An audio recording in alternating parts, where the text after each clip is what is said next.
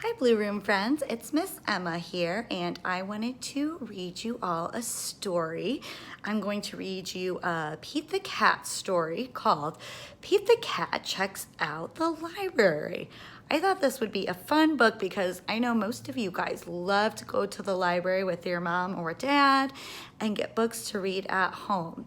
So here we go. Pete's mom is taking him to the library for the first time. Hi, Pete greets the librarian. I'm looking for the perfect bedtime story. The librarian smiles. I think I can help you with that, she says. But first, you're going to need a library card. Cool, Pete says. My own card? That's right, says the librarian, just for you. Now, how about we find you that book? The librarian takes Pete to her favorite room. There are lots of Pete-sized chairs and tables and shelves. There is fun art on the walls, and there are more books than Pete has ever seen in one place. What do I do now, he asks. Now you try to find something you like, the librarian says. You can bring home any book in here. When you're ready, just bring the books you like to me, and I'll help you check them out.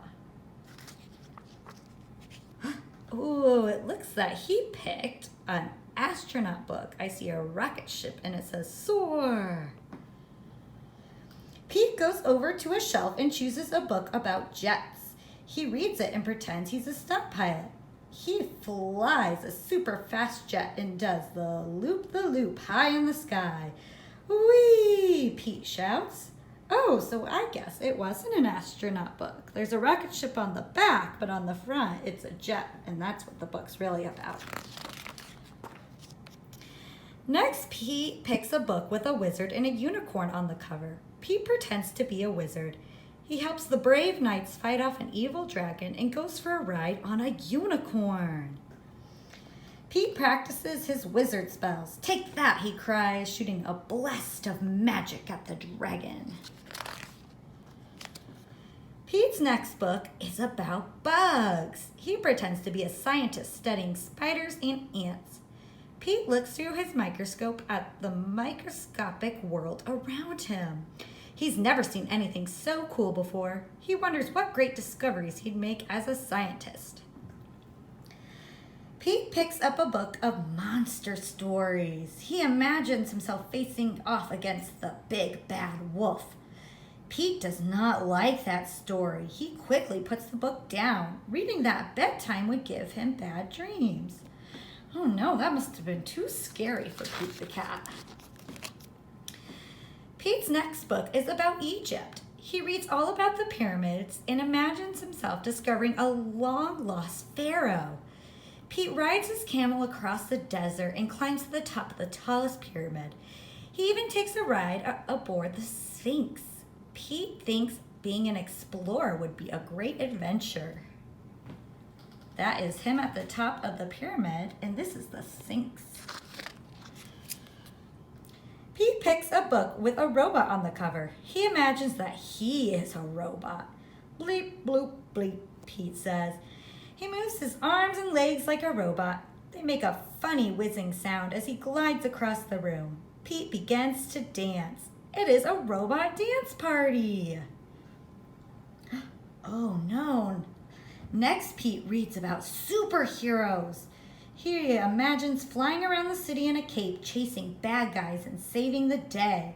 All of Pete's friends cheer for him. Thank you, Pete, Pete says, but it's all in a day's work. Super Pete to the rescue. Pete chooses a book about the ocean. He imagines himself on a submarine, learning about marine life. He sees whales and octopuses and dolphins. Watch out for that fish, Pete calls as a fish swims by. The world under the ocean is amazing. Pete is glad to have learned about it more. Pete's mom buys 3 tickets. She gives 1 to Bob. Oh, goodness, I started on the next story. Sorry, I skipped a page. So, says the librarian, interrupting Pete's fantasy, did you pick one? Pete shakes his head. No, he says, I picked them all. Pete's mom smiles. Tonight is going to be one long bedtime. The end.